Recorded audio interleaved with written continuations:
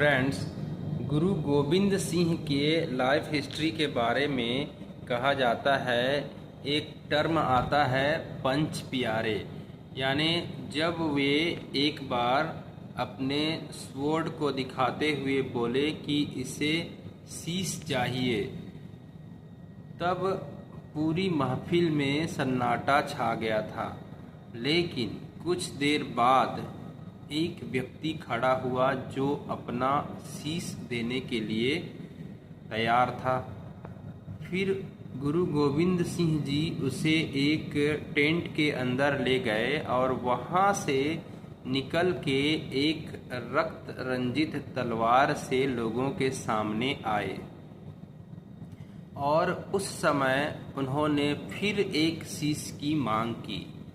बोले कि मेरे तलवार को एक शीश चाहिए। वे दूसरी बार बोले। फिर कुछ देर बाद एक और व्यक्ति खड़े हुए जो अपने शीश झुकाने के लिए, अपने शीश देने के लिए, अपना सर कटाने के लिए राजी हुए। तो इस तरह से वे उसे भी उस टेंट के अंदर ले जाते हैं, फिर वैसे ही उस दृश्य को दोहराते हैं। इस तरह से वे 5 व्यक्तियों को अपना शीश देने के लिए, अपना सर कटाने के लिए, अपने आप को बलिदान करने के लिए 5 व्यक्ति को वे राजी किए। जब वे बोले तो एक एक करके, जब 5 बार वे बोले तो 5 लोग उस कार्य के लिए आगे आए।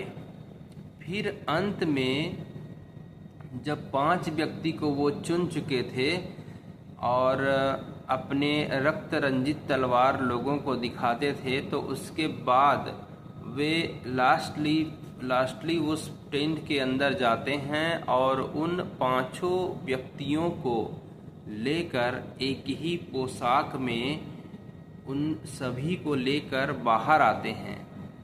तो सभी लोग हैरान रह जाते हैं कि वे सोचते रहते थे कि ये वो पांचों व्यक्ति अपना सर कटा चुके हैं, लेकिन वे जिंदा रहते हैं।